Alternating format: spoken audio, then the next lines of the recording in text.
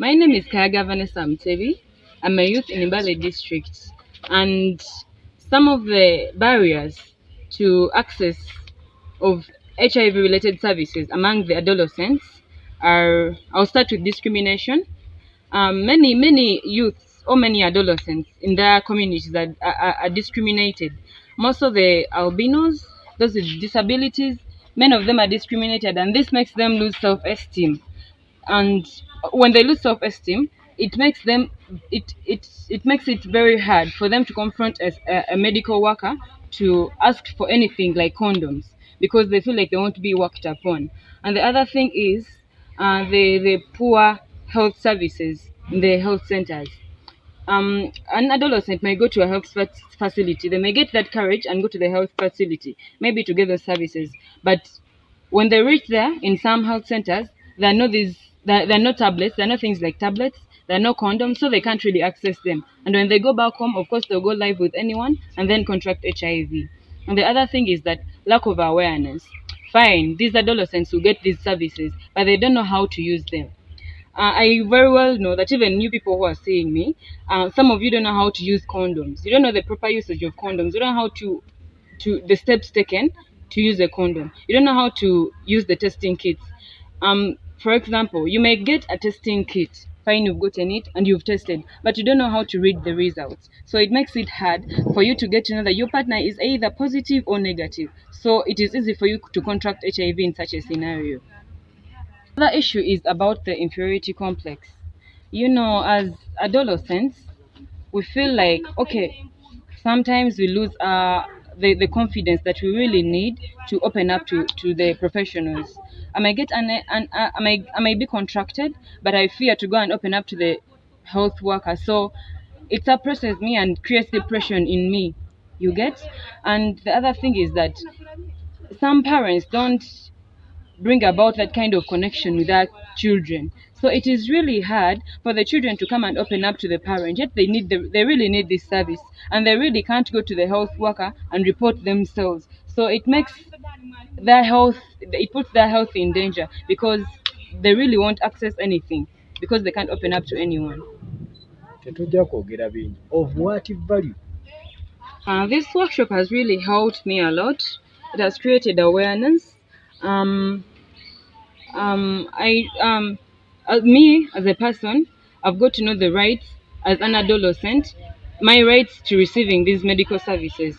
For example, I may have fear that my secret may be told to anyone, maybe by the health workers who don't comply by the health ethics. Maybe those who breach confidentiality. So in such a scenario, I can go report that healthy worker, and then that health worker is penalized. And if that health worker is penalized, all of the other health workers will learn from it, and that will stop. Okay. Tuyingira mu guno musomo ogw'aba adolescents okutubuulira engeri gy'okwewalamu akawuka ka mukenenya, oba ng'oluusi okalina weeyambye otya. Nali muntu ateekebeza, kubanga nze wendaba mu bulamu bwange bwonna okwekebeza, maze okwekebeza nga mirundi ebiri mu bulamu bwange, kati na myaka 16 seekebeza. Naye seekebeza, naye olwasooka okwekebeza ne ngenda mu ddwaliro, omusawo n'aŋŋamba nninde. Olwasooka n'adduka. Lwaki? Lwakutya nti we bunaajanga kituufu mbulina mbaddewo ntya, ne nziruka okuva mu ddwaliro. Naye ate n'addayo waka ne kinnumiriza, ne nkomawo ogwokubiri. We bampima, omusawo n'aleeta kampimiddeko, nali mbiise ku maaso nga saagala n'akalabu, naye nga tanaba kumpa results entuufu. Naye we yamala ozimpa n'aŋŋamba oli negative, saakiikiriza. Naye mugamba kirabika tokebeedde bulungi. Olw'ensonga waliwo gwe nali nsuze naye nga teyiye yapapa bupasi, teyaŋŋamba nti oba tukozese kondomu oba tukole ki, ye teyakirowoozaako. Kati oluvannyuma nange mu mbeera eyo we yanyigiza nange n'enkiikiriza. Oluvannyuma nga tumaze nga nnaku nga 2 ne ndyoka ndowoozamu ne ŋŋamba gwe neebase naye ali seefu. Thank you so much. I'm Mwero Peter, and I work with the Mbale Network of Young People Living with HIV. The reason why this training was so important for the adolescent girls and young women. We have seen it that in Uganda we have 250 girls who get infected by HIV every single week. And if you come back to Mbale, it is girls start playing sex at the age of 15, and the numbers are high. But also, if you look at the knowledge of condoms for these young girls, it is only 3.8%, according to the data that Mbale district has. So this training was so important, and we want to thank our Women with a Mission, with her voice, for putting together this training, because one, it has given accurate information to the adolescent girls when it comes to HIV prevention. They have gone home with knowing how to prevent themselves from HIV through using condoms, accessing PrEP, but also the most important thing is calling out those adolescent girls and young women to go and have an HIV test. Thank you. Do you think? Thank you. I think the girls had some basic information on prevention, most especially on the condom.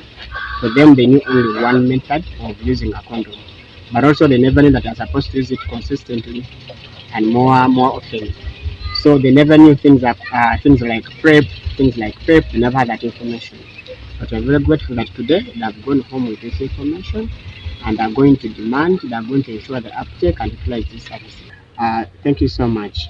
In regard to the condoms, I know most young people have information that condoms prevent pregnancy. That's the most important thing. But also condoms, we call it double protection. It gives double protection in a way that it helps you prevent HIV as the first thing, but also it helps you to prevent pregnancy, and also it helps you to prevent STI. So that's why we call it as a double protection. So young people, I've seen adolescent girls sometimes who just use a condom just because they want to prevent pregnancy. But you are telling them today that actually you need to utilize those condoms because they give you a double protection. Area, but also the businesses. Men come in and buy, and these young girls, they don't have probably sanitary towels, they don't have money. Some of them are from poor families, they admire, so they end up being praised to these business guys who come in and go out. So we identify that Mbale is one of the crucial places or in need for us to get in touch with these young girls to see if they can prevent. Because the young girls, we can talk about abstinence, but abstinence nowadays may not work.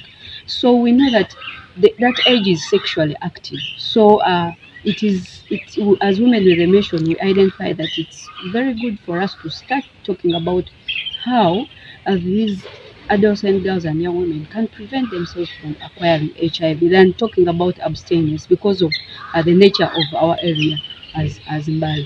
Okay.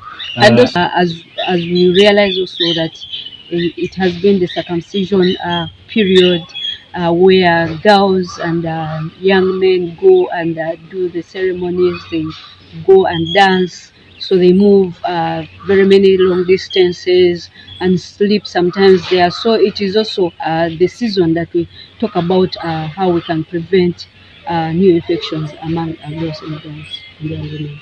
No. Mbale, like also other cities, but also worldwide, we realize that the HIV new infections, but also reinfections, increased due to the COVID lockdown, but also post-COVID lockdown. Remember, it was a period when the girls were not going to school, they were dormant. So the only way to make themselves busy was to engage in sexual intercourse, to be sexually active, and their bodies were sexually active. So we saw that the statistics show that the HIV new infections increased among adolescent girls and young women within the COVID period. Why? Because it was very hard to access SRHR services and HIV services, because the Ministry of Health or the health centers were mainly concentrated in giving COVID-19 services, or even the health centers were very hard to access. So there was no way to access condoms, no PrEP, no PEP. The whole concentration was around COVID-19. So these young girls and young women ended up engaging in unprotected sex.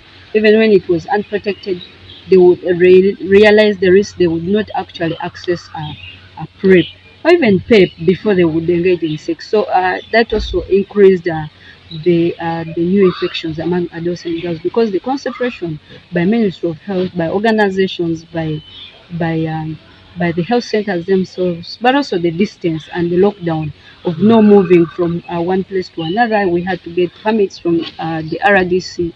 Made it difficult that they lacked information, they couldn't access information which they could sometimes get from school. So it was very hard, and also that accelerated the increase of new infections among young women and Yeah. adults and girls. Is our appeal as women with a mission is we have left the responsibility to either the teachers who no longer have time after beating the curriculum to finish the curriculum, and also their fellow peers as leaders within the communities, as parents, as guardians. I would urge that let us join hands with civil society to ensure that the comprehensive sexuality education or HIV prevention, care and treatment education on how to prevent HIV among adults and girls, that we take on the role, most especially the parents, that we should not leave it to the teachers or the peers, because one, the peers can mislead, but as parents we have the best interest of our children, that we can do a best role. Instead of also us talking about abstinence, we can talk about abstinence, but for sure these children really engage into sex. Let us see how these children can and engage in sex, but also prevent. Let it be safer sex. How do they prevent themselves from getting HIV? So when we have, it is a multi-sectoral role as a sex stakeholders, religious leaders in church, in mosques, but also the civil societies, the parents. We have a role to take on to ensure our adults and girls and young women are free from HIV.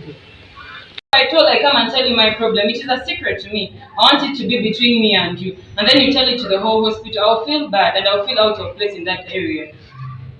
Then the public meets, you very well know these public meets, and many adolescents really believe in them. That when you go before having sex, that you wash your private parts with cooking oil or with soda that you don't contract.